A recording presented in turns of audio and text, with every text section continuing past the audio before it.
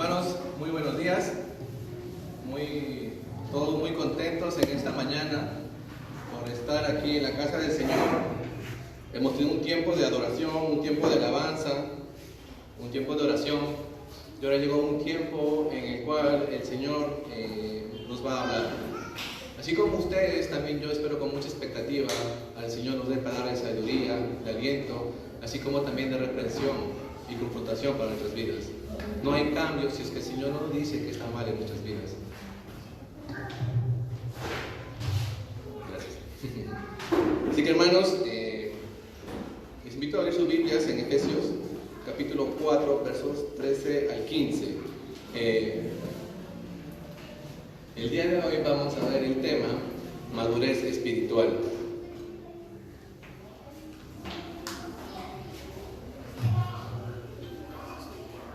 Efesios capítulo 4, versos del 13 al 15. Yo lo voy a leer en la versión Biblias Américas. ¿Sí?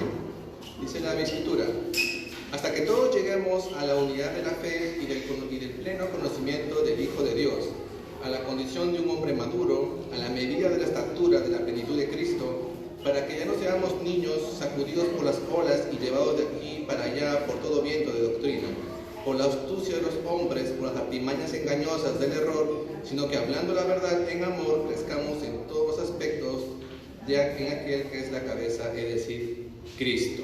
Amén. Oremos, hermanos. Amado Dios, te damos gracias nuevamente en esta mañana. Hoy, Señor, nos reunimos a escuchar tu palabra. Hoy venimos con mucho anhelo, con mucha expectativa de que tú nos aconsejes, de que tú nos des sabiduría. Esperamos de ti, Señor, un cambio. Solamente tú puedes cambiarnos. Solamente tú, Señor, con tu palabra es capaz de traspasar nuestro corazón, quizás duro. Quiébranos, Señor, y rómpenos. Y si es necesario, hazlo nuevamente. Somos tuyos, diste tu sangre por nosotros, te pertenecemos. Ayúdanos y guíanos, Señor. En esta mañana, usa el predicador, Señor, a hablar de parte de ti. Gracias, Señor. Amén. Este mensaje, hermanos, como les decía, madurez espiritual, no solamente es para personas que están mucho tiempo en la iglesia. Vamos a ver qué cosa es la madurez según la Biblia. ¿Sí? Bíblicamente, cuando la Biblia habla de madurez, habla de una plenitud, ¿sí? Habla de desarrollo, habla de perfección, habla de sabiduría. A eso se refiere la Escritura con madurez. Como les decía, quizás alguno decía, bueno, pues yo recién estoy asistiendo a la iglesia, o yo recién me he convertido, o yo el próximo domingo me voy a bautizar. Eso a mí no me corresponde, eso para mí todavía no es. Déjalo para los hermanos que ya están sirviendo años en la iglesia, o déjalo para aquellos que son líderes del grupo de comunión. Ellos deben ser los maduros, y yo tengo toda la licencia para ser inmaduro, tengo toda la licencia para hacer cualquier berrinche. ¿Por qué? Porque recién estoy conociendo la Escritura. O es para los creyentes que tienen membresía. Para ellos sí, que tienen que madurar, no todavía. Poco a poco, no me apuren. Cuando hablamos de madurez, no solamente es para los diáconos, no solamente es para los servidores o para los pastores. La Escritura nos llama bien claro aquí, como hemos leído, que todos debemos llegar a esa unidad de la fe. Todos debemos llegar a esa estatura del varón perfecto que es Jesucristo. Todos, no hay excepción. ¿Sí? Es importante aclarar que no es madurez. Muchas veces entendemos más las cosas por lo que no es que por lo que es. Entonces, no es madurez estar muchos años en la iglesia. El hecho que tengas 5 años, 10 años, 20 años, o incluso hayas crecido en una familia creyente, no te hace maduro. Tampoco es madurez saber la Biblia de tapa a tapa, ser una Biblia andante. Eso no es muestra de madurez. Incluso puedes enseñar teología en un seminario, y eso no hace maduro. ¿Sí? Entonces ya vamos viendo que son cosas distintas a las que el Señor nos ha llamado. Tampoco vas a decir, es un hombre maduro porque ya tiene su esposa y sus hijos, o ya es casado y tiene sus hijos, entonces ya es madurita en la fe. No, eso no te da madurez. Muchos solteros piensan, cuando ya me case, ahí voy a ser maduro. No te engañes, eso no es lo que Dios nos está llamando. Ni tampoco es madurez estar muy activo en algún ministerio. El hermano sí es maduro, ¿por qué? Porque todo el día para sirviendo a la iglesia. Eso tampoco es una señal de madurez. Vamos a ver bíblicamente qué cosa es madurez y qué no es madurez. Pero para hablar de madurez, tenemos que hablar de un inicio. Es, por ejemplo, muchas veces vamos al mercado y vemos que esta palta le falta madurar, dicen, no la compro, no está apta. Pero para que haya un fruto tiene que haber primero una planta, ¿sí? Entonces, como dice el dicho, no se puede pedir manzanas a un árbol de naranja. No se puede. Entonces, hablamos primero de un inicio, hermanos. Queremos que una persona sea madura, pero primero veamos si ha nacido de nuevo, si es una nueva creación. Como les decía, a un árbol de manzanas no le podemos pedir naranjas. ¿Qué tiene que hacer este árbol de manzanas para que dé naranjas? Tiene que haber una nueva creación para que dé fruto de naranjas. A este árbol de manzana le podemos abonar, regar, fertilizar, le podemos poner toda la tecnología del mundo, toda la ciencia del mundo. Nunca por nunca nos va a dar naranjas. ¿Por qué? Porque no está en su naturaleza. ¿Sí? No está en su naturaleza. Muy bonito se ve el árbol cuando crece, muy frondoso, muy bonito. Pero cuando llega el momento de dar fruto, ¿qué te da? El fruto que tú no querías.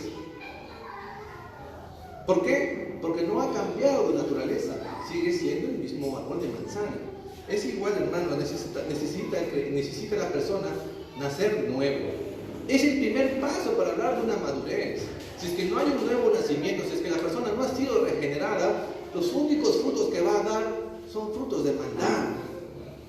Porque el Señor dice la palabra, somos nosotros esclavos del pecado. Estamos destituidos de la gloria de Dios. Entonces, hermanos, así como el ejemplo que les dice del árbol, muchas personas o muchos creyentes pueden verse muy frondosos y muy verdes, y muy prósperos y muy grandes. Incluso algunos de ustedes se puede comparar como el hermano o la hermana se le ve tan bien en el servicio. Pero cuando llega el momento de ver qué fruto tiene, es allí donde llevamos la decepción. Es allí donde decimos, ¿qué pasó? ¿Dónde estuvo toda esa fuerza? ¿Dónde estuvo todo ese esplendor que mostraba externamente? ¿Dónde está? ¿Sí? Entonces, hermanos, el árbol se conoce por sus frutos. Al creyente se lo conoce por sus frutos, no simplemente por lo externo. Y vamos a ver bíblicamente qué tipo de fruto. ¿Sí? Entonces, es importante esto. Una persona no regenerada no puede madurar. ¿Cómo va a madurar si no es espiritual? Si no es un hijo de Dios, ¿cómo esperes que madure? Es necesario nacer de nuevo, así como lo dijo nuestro Señor Jesús a Nicodemo. Recordemos Ezequiel 36 al 27. Dice, les daré un nuevo corazón y les infundiré un espíritu nuevo. Les quitaré ese corazón de piedra que ahora tienen y les pondré un corazón de carne. Infundiré mi espíritu en ustedes y hará que sigan mis preceptos y obedezcan mis leyes. Es cuando recién la persona es regenerada, Dios hace la obra sobrenatural en sus vidas, es que la persona está apta para poder hacer la voluntad de Dios. La persona está apta recién para poder obedecer la ley de Dios. Mientras tanto, no se puede. Es por eso la insistencia en la iglesia de predicar el Evangelio. El Evangelio es poder de Dios para salvación y es lo único que va a hacer que las personas sean regeneradas por la misericordia de Dios. Es lo único que va a hacer que ese corazón duro, como dice la Escritura, Dios le dé un espíritu nuevo y puedas dar buen fruto. Es un llamado para todos, que ustedes reconozcan y vean y examínense. Examínense realmente. ¿Mi vida ha sido regenerada? ¿Realmente? ¿O yo mismo me estoy exigiendo por dar frutos de los cuales no tengo esa naturaleza? Soy un árbol de manzanas y me exijo dar naranjas. Y te frustras, y te frustras, y te frustras. ¿Por qué no ha sido al comienzo? Examínate. Una persona no regenerada no es cristiana. ¿Sí? Como dice Romanos 8:9, ustedes no viven según la naturaleza pecaminosa. Ese es el llamado que hace Pablo a los creyentes. ustedes no, de ninguna forma pueden vivir una vida pecaminosa, sino según el Espíritu. Si es que el Espíritu de Dios vive en ustedes. Ustedes no pueden llevar una vida pecaminosa si es que el Espíritu está en ustedes. Y si alguno no tiene el Espíritu de Cristo, no es de Cristo. Quizás sonará duro, quizás para algunos sonará... Entonces quiere decir este hermano que no soy creyente. Examínate. No somos nadie aquí, tenemos séptimo sentido para saber si Dios ha transformado tu corazón. Pero la evidencia es que tu corazón haya sido transformado y que des frutos. Y que des frutos. Tal cual como Jesús le dijo a Nicodemo. Nicodemo era un experto en la ley, un fariseo muy de renombre. Sin embargo, Jesús le dijo: es necesario nacer de nuevo para que entres al reino de Dios, para que puedas ver y ser partícipe de ese reino. ¿Sí? Entonces, si reconoces en tu corazón y ves que en ti no hay esa nueva naturaleza, arrepiéntete de tus pecados. Antes de empezar a hacer otros tipos de métodos, el Señor, el método de Dios es el arrepentimiento. No hay otro camino, el arrepentimiento. Señor, perdona porque has preferido coger el camino fácil. ¿Sí? Solamente cortarte las ramas para que nadie te dé cuenta de ese mal fruto que tú tienes.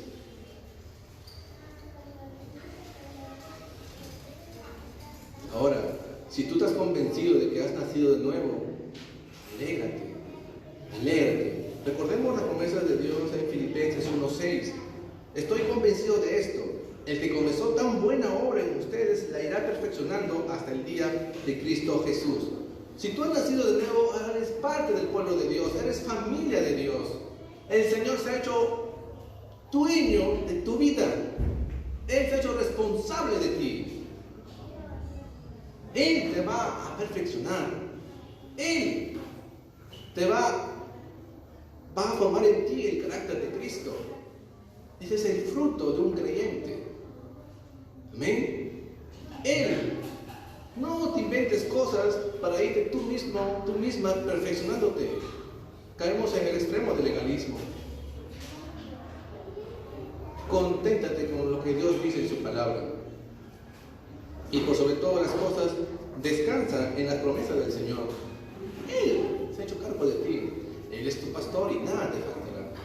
Por amor de su nombre, Él se ha hecho cargo de ti. Él se ha hecho cargo de ti. Entonces, hermanos, ¿a qué se refiere con madurez Pablo aquí?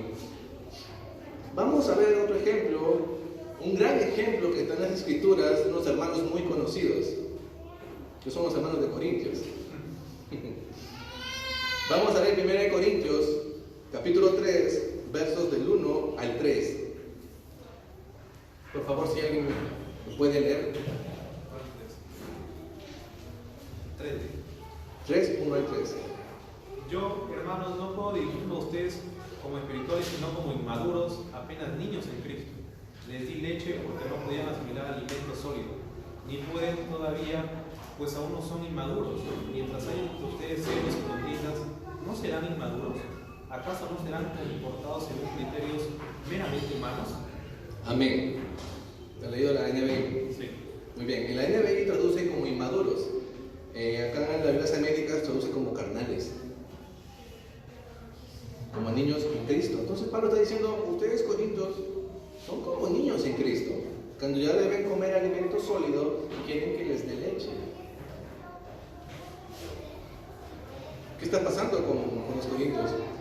Pablo en sus cartas les llama carnales a los corintios. Les llama, ese término carnal también se puede decir como sensual. Les llama niños, les llama no espirituales. ¿Qué está pasando con los corintios?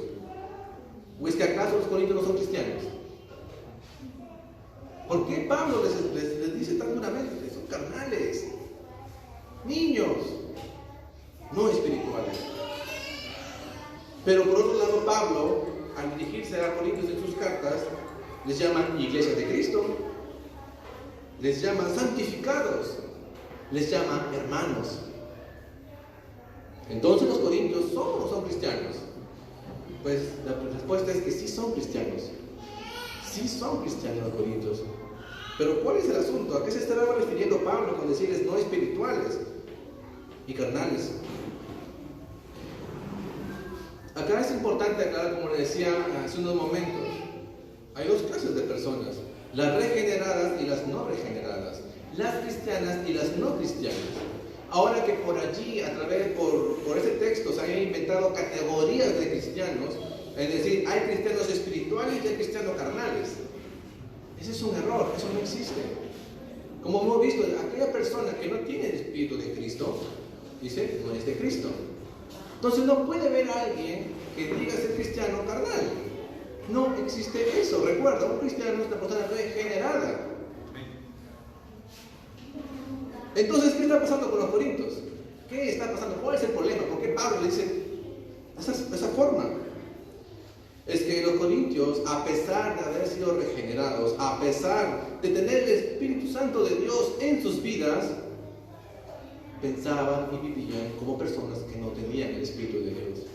Los corintios estaban actuando como las personas más que no tienen a Cristo en sus vidas.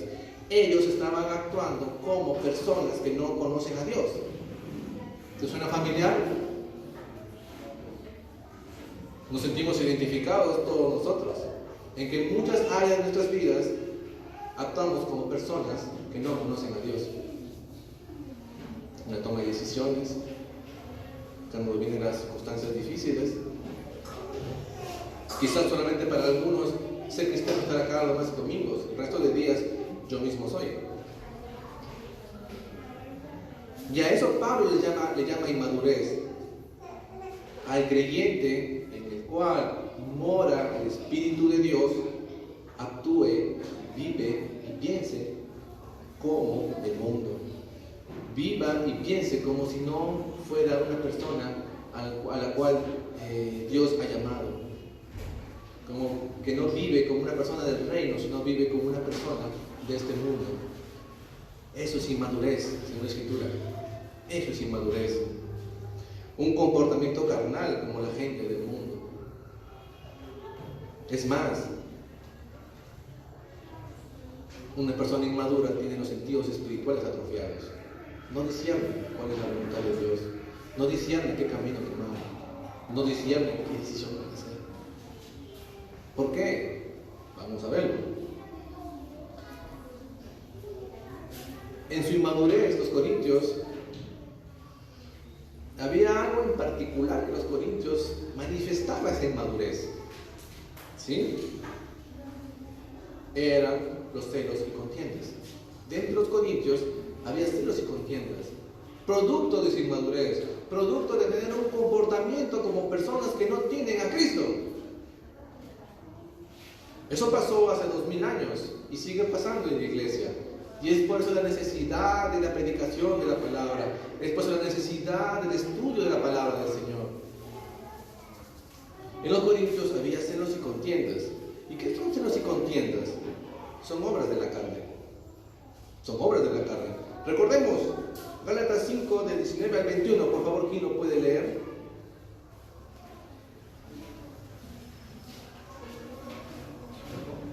Gálatas 5, versículo 19 al 21.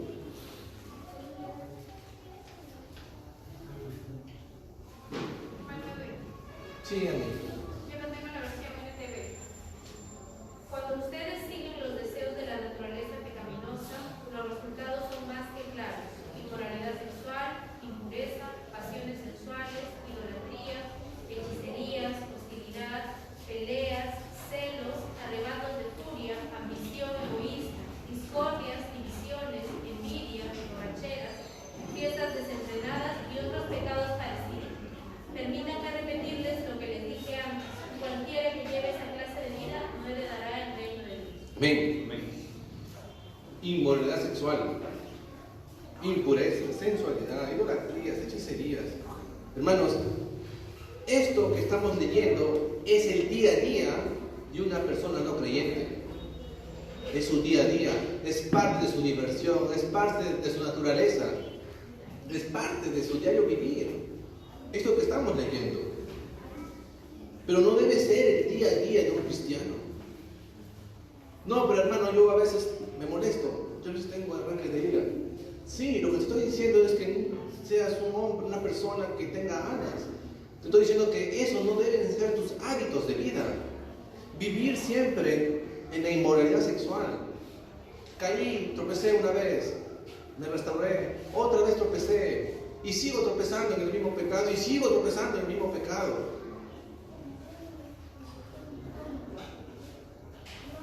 Aún conozco gente que viene de iglesia y aún su afán, su ansiedad no satisfecha en el Señor les hace recurrir a áreas oscuras a las cuales el Señor no nos ha llamado a participar. Hechicerías, lectura de cartas, tantas cosas de esas. Existe dentro de la iglesia creyentes que desconfían del Señor y confían más en este tipo de cosas. Enemistades, pleitos. No es normal que un creyente, no estamos nosotros diseñados por Dios para andar siempre en enemistades y pleitos. No. Enojos, rivalidades, disensiones, sectarismos. Vemos que en los Corintios también había sectarismos. Que yo soy de Apolo, yo soy de Pablo, yo soy de Cristo. No. Todos somos una sola familia, e incluso dentro de las congregaciones locales que pueden existir en una determinada ciudad. No es que yo soy transurbano y no me junto con los que están en la esquina. De ninguna forma. El Espíritu de Dios también está en los hermanos de allá. Son tu familia. En borracheras, orgías y cosas semejantes a esas.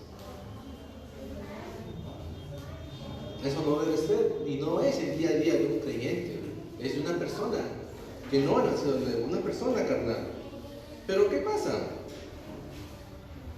Digo pues, andad por el Espíritu y no cumpliréis el deseo de la carne, porque el deseo de la carne es contra el Espíritu, y el Espíritu es contra la carne, pues estos se oponen el uno al otro, de manera que no pueden hacer lo que desean. Esa es la diferencia de una persona que tiene el Espíritu Santo en su vida. Que dentro de ti, la santidad de Dios, a través del Espíritu Santo, está allí obrando. Cada vez de que tú te sientes atraído o tentado por esas obras de la carne, el Espíritu que está dentro de ti contiende contigo. No te deja hacer lo que tú quieres hacer. No te deja. Y no puedes hacer lo que tú quieras hacer. Esa es una evidencia, hermano, hermana, de que tú eres un hijo de Dios, de que luchas y peleas contra el pecado, luchas y peleas contra las obras de la carne que moran en ti. Ese espíritu que Dios puso en ti es el que te lleva a esa lucha, a esa mortificación contra el pecado. Si tú no luchas contra el pecado, estás muy proclive. Si tú luchas por el pecado, si tú te complaces en estas obras de la carne que hemos leído, entonces hay que examinarnos y arrepentirnos. Soy cristiano, soy realmente creyente, y mi intención no es poner en duda tu cristianismo, mi intención es que reflexiones, es que interiorices y medites tu vida. Como lo dice Romanos 8, 13 y 14, pero si por el Espíritu hacen morir las obras de la carne, viviréis. Y ese es el poder que el Señor nos ha dado, su Espíritu Santo, para hacer morir estas obras de la carne, algo que una persona no creyente no tiene. ¿Cómo va a poder luchar un hombre carnal contra su carne misma? Más bien, el pecado esclaviza, porque todos los que son guiados por el Espíritu de Dios son hijos de Dios. Una evidencia de que hemos sido regenerados y que estamos llamados a otro estilo de vida es de que tenemos la capacidad para hacer frente a esa naturaleza pecaminosa. Entonces, hermanos, los corintios eran cristianos, pero que lidiaban con problemas de conducta al mismo nivel que las personas no cristianas. Esos eran los corintios. A ese tipo de personas yo les digo inmaduros. A ese tipo de personas se les refirieron como no espirituales. No porque no tengan el Espíritu de Dios, que quede claro, sino porque su comportamiento era tal cual como las personas que no tienen el Espíritu de Dios. En pocas palabras, no eran maduros. Entonces, con este entendimiento más o menos ya de a través de los hermanos de Corintio, que hasta eso, en eso Dios es glorificado, en sus errores, para que hoy aprendamos. Vamos a ver otros aspectos de la madurez y la inmadurez espiritual, y que quede claro de que no existe cristiano carnal. No existe. Simplemente hemos sido flojos en no hacer uso de los medios de gracia que el Señor nos ha dado, como la lectura de la Biblia, la oración y la ayuda. Hemos sido flojos. Como dijo alguna vez, vivimos como mendigos siendo millonarios, porque el Señor nos ha dado el poder dentro de nosotros. ¿Sí? Un cristiano inmaduro es egocéntrico. Solamente piensa en sí mismo, define todo su mundo y toda su actividad dentro de la iglesia o fuera de la iglesia. Yo mismo soy. Yo es mi ministerio, mi plataforma, mío. Me vas a acordar de unos dibujitos. Y siempre busca ser el centro de todo. Si no es el centro de todo, entonces no es para mí. No me siento halagado, no me siento aplaudido. Entonces, no es para mí, eso no es. ¿Por qué hace eso? Porque solamente busca su satisfacción carnal. Busca ser aplaudido, busca ser reconocido, busca ser alabado. Esa es una actitud inmadura. Ha nacido de nuevo, pero necesita hacer frente a esa naturaleza pecaminosa que se levanta. Su servicio, incluso en la iglesia, solamente puede ser para saciarse a sí mismo. Me gusta que me vean qué bonito sirvo. Me gusta que me vean qué bonito predico. Me gusta que me vean qué bonito hago las cosas. Ese es un cristiano egocéntrico, es una muestra de inmadurez. Cuando la palabra de Dios nos dice que nadie debe buscar su propio bien, sino el de su prójimo. La Escritura nos dice que debemos buscar el bien del prójimo, y esa es una señal de madurez. El inmaduro piensa primero en él, segundo en él, tercero en él, y cuarto en él. Y si tengo tiempo, verdad, el prójimo. Verdad, el hermano. No. Como también Pablo nos recuerda en Filipenses 2, 3 y 4. No buscando cada uno su propio interés, sino más bien los intereses de los demás. ¡Qué difícil es! ¡Qué difícil es! Poner mis intereses a un costado para que los demás se beneficien. Nada hagáis por egoísmo o por vanagloria, sino que con actitud humilde cada uno de vosotros considera al otro como más importante que a sí mismo. Qué bonito fuera, me pongo a veces a pensar, ¿qué pasaría si todos nosotros ponemos primero a los demás antes que a uno mismo? Se acabarían los celos, se acabarían las contiendas, las riñas, las enemistades.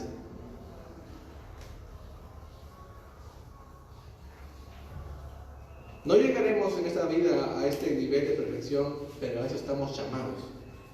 ¿Sí? No es una justificación, pero a eso estamos llamados. Un cristiano maduro, sus intereses están en último lugar, por el bien de su prójimo y de su comunidad. Y eso particularmente es chocante muchas veces, no solamente acá en la iglesia, también en tu casa, cuando te casas. Todos dicen, pues, es como el agua y el aceite. ¿Por qué? Porque cada uno, el esposo o la esposa, busca su propio bien primero, no el de su prójimo, no el de su familia. Entonces, nunca hay una comunión. Cada uno se pone encima del otro, sus necesidades por encima de los demás. Y es ahí donde viene el problema, y eso es una señal de inmadurez. Esposos, esposas.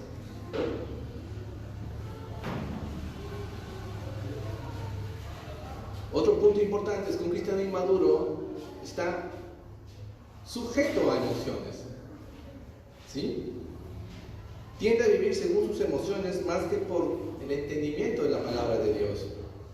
Es movido por sus emociones. Un cristiano sentimental no puede ser movido al servicio, a la oración o al estudio, a no ser que él tenga ganas. Bueno, hoy amanecí un poco triste, entonces no voy a la iglesia.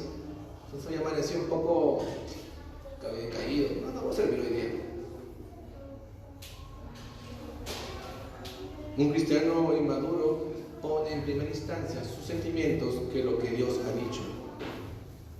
Ahora, ¿qué sucede cuando hay un conflicto entre tus sentimientos y lo que Dios dice? ¿Qué sucede? ¿Quién tiene la primacía en tu vida? ¿A quién haces caso tú? Por ejemplo, la Biblia dice, no te unas en yugo desigual. Es un ejemplo clásico. Pero no es que... Siento que es de Dios. Estamos poniendo por encima nuestros sentimientos a lo que Dios ha dicho. Como estamos estudiando todos los varones, que un esposo debe ser sacerdote de su casa. ¿Lo vas a hacer cuando te sientas bien? ¿Lo vas a hacer cuando estés tranquilo y cómodo en tu casa? Cuando no tengas dificultades, ahí sí, voy a ser sacerdote. No. O la esposa. La Biblia dice, tenga sujeta a su esposo. Ojo, que esa expresión es bíblico.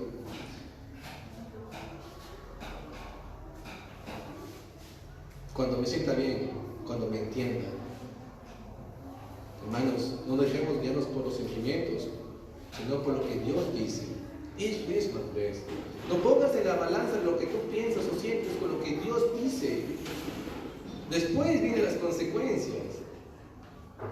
Dios nos ama tanto que no nos deja hacer lo que queramos. Nos hace reconocer que hemos fallado, que le hemos desobedecido. No porque sea malo, porque es bueno. Debemos hacer, hermanos, lo que Dios dice. Nos guste o no, hay que hacer lo que Dios dice. Eso es lo correcto, es lo normal. Eso es. De eso se trata ser cristiano, de hacer lo que Dios dice. Y sabemos todos que el camino del cristianismo es un camino de negación. Niégate a ti mismo, toma tu cruz y sígueme.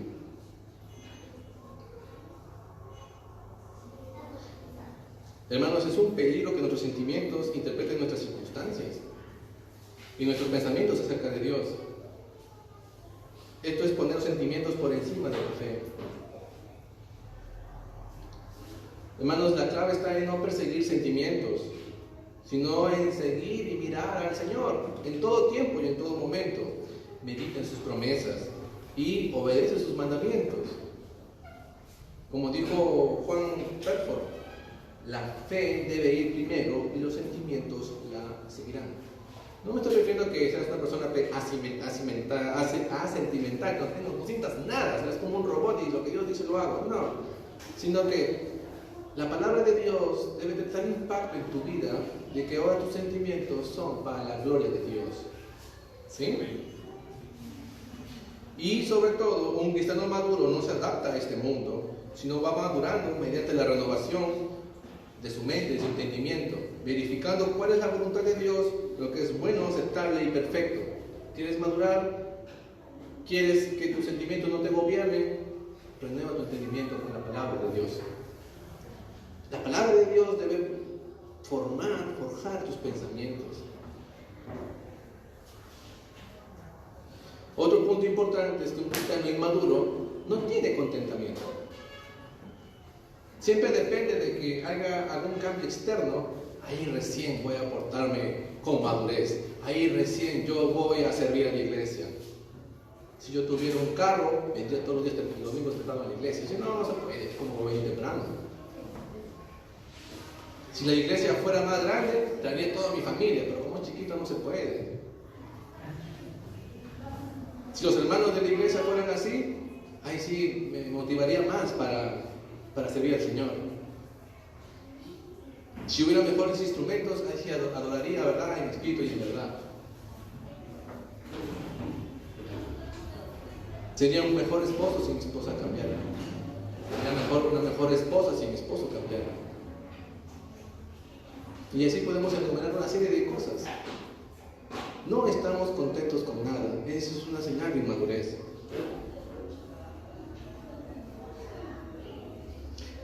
Primera Timoteo 6:6 nos dice: ahora bien, la verdadera sumisión a Dios es una gran riqueza en sí misma cuando uno está contento con lo que tiene. La verdadera sumisión de Dios es de gran riqueza, de gran deleite, si es que tú estás contento con lo que Dios te ha dado. Conténtate con la esposa que Dios te ha dado. Conténtate con el esposo que Dios te ha dado. Conténtate con la comunidad que Dios te ha dado. ¿Qué esperas? ¿Que las cosas cambien para tú recién involucrarte en la iglesia? ¿Que las cosas cambien, que haya un mejor parlante y ahora sí ya es otra cosa?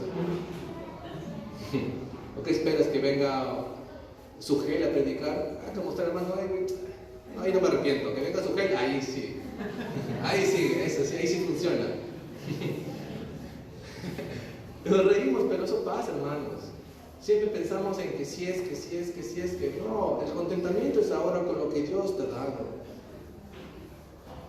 No tienes una movilidad propia, conténtate en servir al Señor. No tienes más tiempo para servir en la iglesia, haz lo correcto con el poco tiempo que Dios te ha designado. ¿No estás contento con tus finanzas, con tu economía? Conténtate.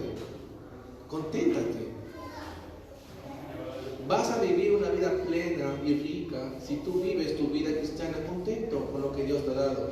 Deja de compararte con las demás personas. Dios te ha llamado a un plan diferente cada uno de nosotros.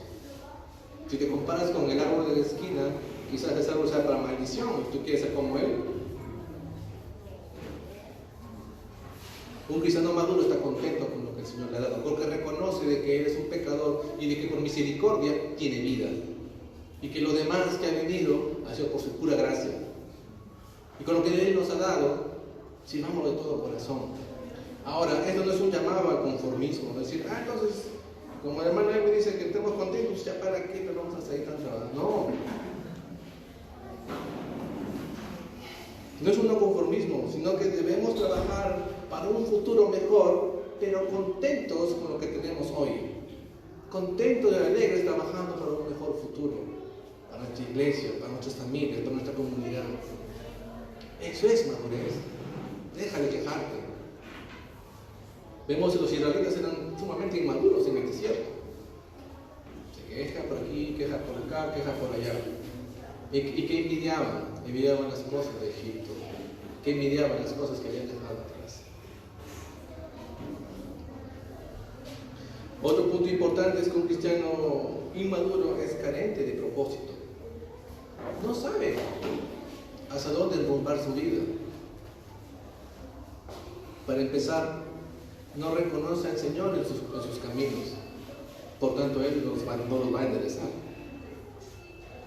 No vive para la gloria de Dios, sino vive para su propia gloria. ¿Qué es lo que primero me beneficia?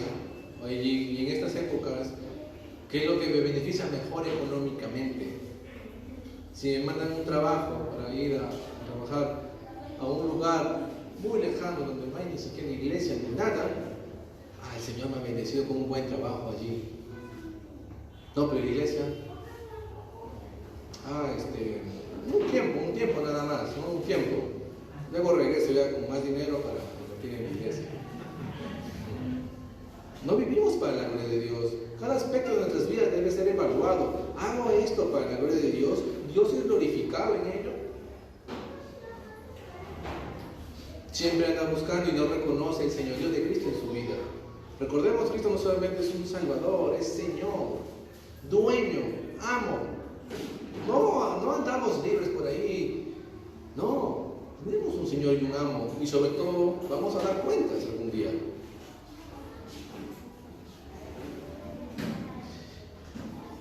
Seguimos con el texto de Efesios 4:13, dice, hasta que todos lleguemos a la unidad de la fe. En la madurez es un llamado no solamente individual, sino que es un llamado corporativo.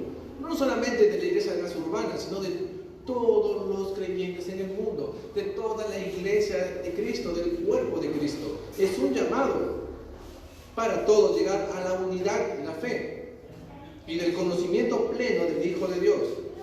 Él es el verdaderamente ejemplo a seguir, Cristo. La iglesia debe reflejar a Cristo, debe reflejar ese amor, esa santidad, ese amor por la justicia, esa bondad, esa unidad. Ahora, hermanos, crecemos en ese conocimiento del Señor, ¿cómo? Pues en su misma enseñanza, en su misma palabra, ahí dice, y vamos conociendo quién es Él. ¿Qué es lo que realmente, cuál es el propósito para mí y para mi iglesia? Nuestro alimento es la palabra del Señor, no solamente de pan vive el hombre, ¿no? Pero ¿de qué nos estamos alimentando la mayor parte del día? Saquen sus conclusiones. Muchos somos padres de familia y tenemos hijos pequeños, le queremos dar la mejor leche, la mejor vitamina para que crezcan fuertes y sanos, no es así. Todos siendo adultos, ¿y qué nos alimentamos nuestras almas? Pregúntense, ¿qué consume tu mente la mayor parte del día? Lo que tú consumes, eso vas a reflejar. ¿Vas a crecer espiritualmente si comes comida chatarra? Pues no, dices, ay, pero ¿por qué siempre estoy desanimado? ¿Pero por qué siempre caigo? ¿Pero por qué siempre? ¿Por qué siempre? Porque estás totalmente desnutrido. No te llenas de la palabra del Señor. Tu mente está en tanta serie, tu mente está en tantas noticias, tu mente está en los problemas de tu amigo, de tu amiga, tu mente está en todos los afanes de tu trabajo. No digo que no nos preocupe, digo que eso no debe ser prioridad en nuestros pensamientos.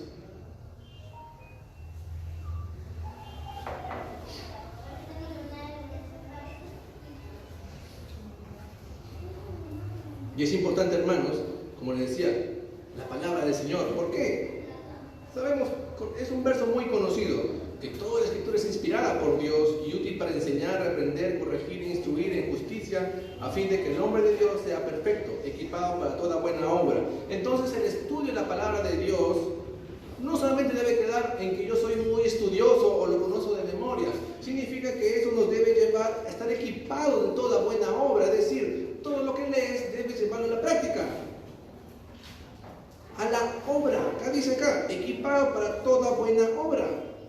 Entonces, si no hacemos buenas obras es porque no estamos desde atrás, no estamos capacitándonos en la palabra del Señor, no estamos refugiándonos en Él. La Escritura debe repercutir en hacer buenas obras, no para alcanzar salvación, sino que a eso el Señor nos ha llamado, para eso el Señor nos ha salvado, como dice Efesios 2:10, porque somos hechura suya, creados en Cristo Jesús para hacer buenas obras, las cuales Dios preparó de antemano para que anduviéramos en ellas. ¿No te das cuenta?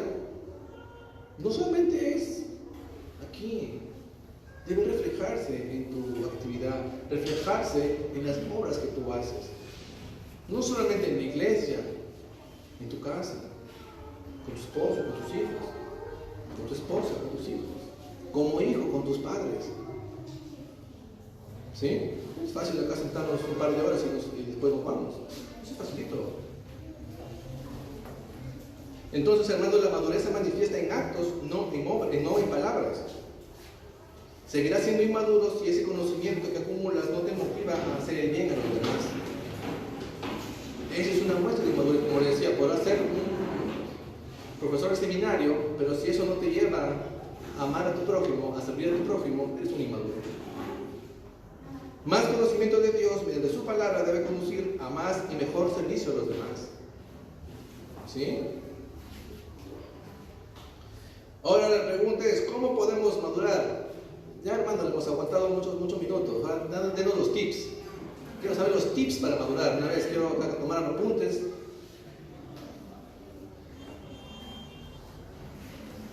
Nuevamente, cuán ciegos y sordos somos. Mira tu vida. Mira las infecciones que pasas. Quizás enfermedad, crisis financiera, problemas familiares. Esas circunstancias te llevan a madurar. Esas circunstancias son las que te llevan a madurar. Primero reflexiona eso. No, como decía al principio, no te justifiques por ese tipo de situaciones que pases diciendo que los demás tienen la culpa. Yo no. No mires circunstancias ni personas, mira al Señor actuando en tu vida. Todas esas situaciones complicadas que nos toca pasar, como personas y como iglesia, en lugar de echar la culpa a todo el mundo, es mirar qué el Señor quiere de nosotros. Esas aflicciones que tú llevas te va a llevar a madurar. Ese tiempo de enfermedad que tú estás pasando te va a llevar a madurar. Esos problemas que tienes en casa te va a llevar a madurar. Siempre y cuando veas a Dios allí. Bienaventurados los limpios de corazón, porque ellos verán a Dios, dice la palabra. Vas a ver a Dios, no solamente hablando en las cosas buenas que te parecen buenas, sino también en las cosas difíciles. Dios quiere algo de mí. Dios me está matando, porque esa es la voluntad de Dios. No matarte, matar ese ego, matar ese yo. No mires circunstancias.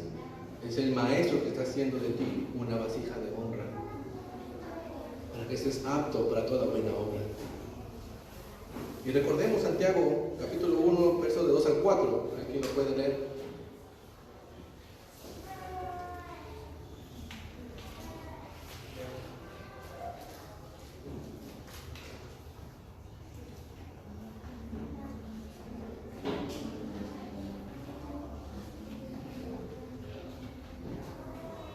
Santiago 1, de 2 al 4.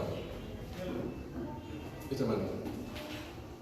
Dice, hermanos míos, considérense muy dichosos cuando tengan que enfrentarse con diversas pruebas, pues ya saben que la prueba de su fe produce constancia, y la constancia debe llevar a feliz término la obra, para que sean perfectos e íntegros sin que les falte nada. Amén. Amén. Si tú estás pasando por tiempos de prueba, por tiempos difíciles, es para que seas perfecto, es para que vayas madurando. No eches la culpa a los demás. Lo que tú tienes que hacer es clamar al Señor: Señor, ¿qué quieres de mí? Señor, dame paciencia. Para eso es la tribulación, ¿no? Señor, quiero ser un hombre de fe. Es por eso que te he quitado el trabajo. Señor, quiero ser un gran hombre de Dios. Disipula a tu esposa, a tus hijos. Sí, hermanos, veamos primero nuestros corazones a la luz de la palabra del Señor, para que estemos capacitados. Dios nunca va a acabar de capacitarnos, nunca. Él, como leíamos, Él nos va a perfeccionar, pero pensamos que Dios maravillosamente nos amanece el día y Dios ya me dotó de sabiduría, amanece otro día y Dios ya me dotó de paciencia. No es así. Aquí está, por diversas pruebas. La prueba produce constancia. La constancia debe llevar a feliz término la obra, para que sean perfectos e íntegros sin que les falte nada. Entonces ese es el tip. Ese es el tip. Mira tus circunstancias. Quizás sea un tiempo de disciplina, quizás sea un tiempo de prueba. Sea cual sea el tiempo, mira al Señor allí. Limpia tu corazón. Deja de echar la culpa a los demás y examínate a la luz de la Escritura. ¿Cómo dar un buen fruto? Ok, ya he visto que este tipo de pruebas, este tipo de situaciones nos lleva a madurar, como les decía, no solamente como personas, sino también como iglesia.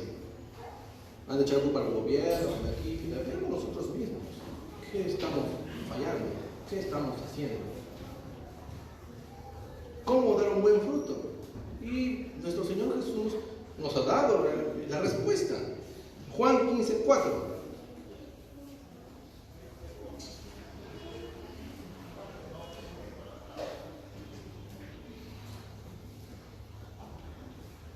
¿Quién por favor puede leer?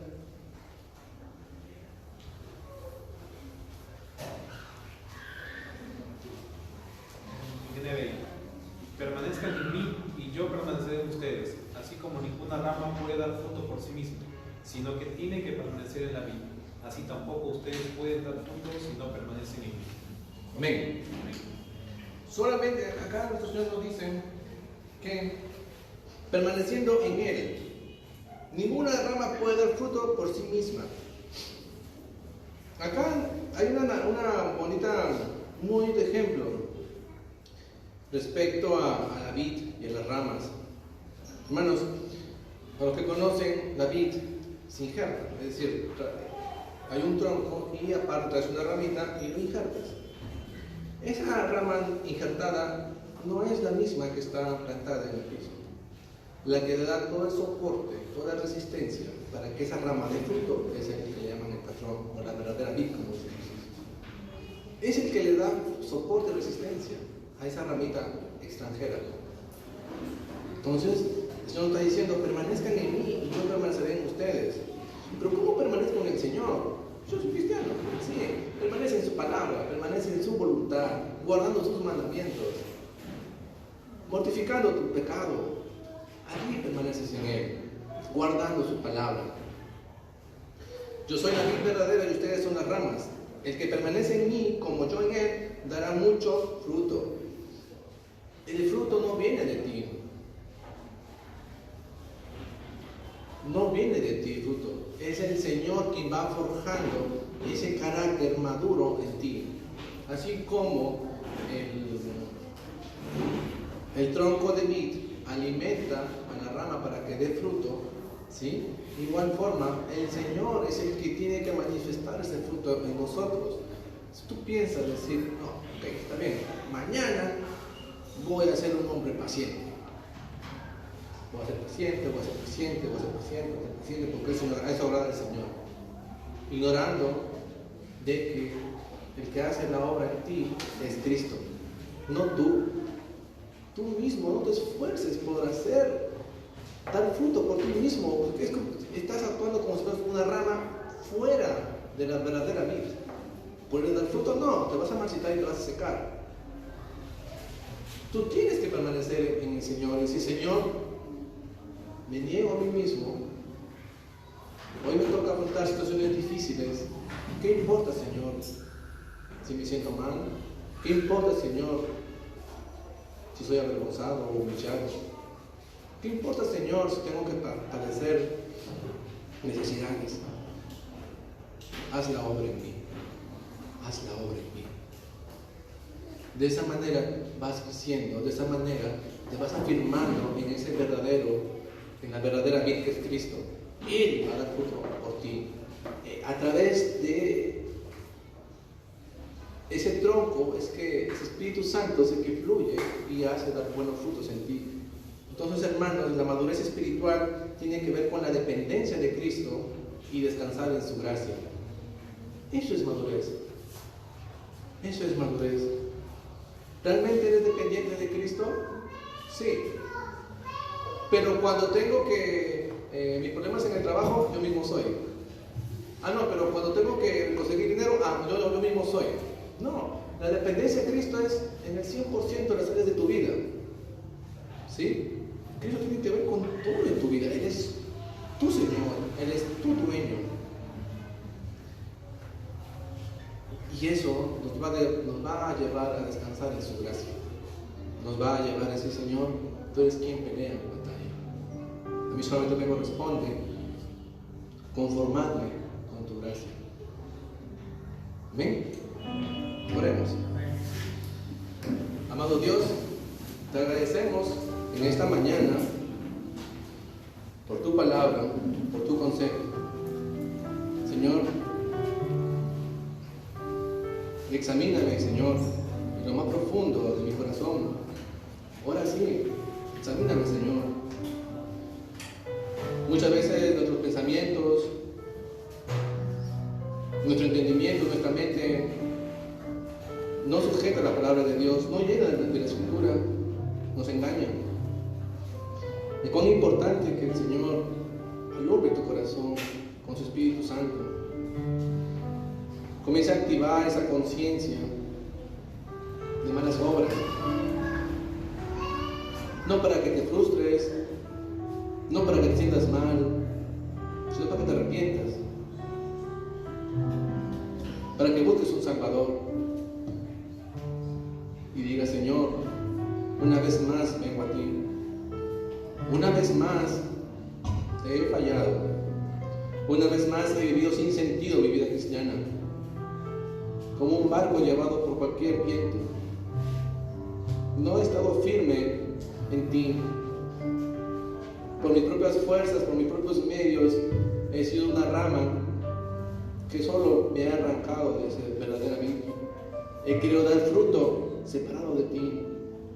He querido dar fruto sin llevar una vida espiritual plena. Las consecuencias son grandes, Señor. Hay tristeza en mi alma, hay aflicciones, pero Señor, tú eres bueno. Todo aquel que a ti se acerca, tú lo recibes. Recíbeme, Señor, una vez más. Transforma mi corazón y cámbiame. Solamente tú puedes cambiarme. Solamente tú puedes transformarme. En tus manos me encomiendo, Señor. Ayúdame. Ayúdame, Señor.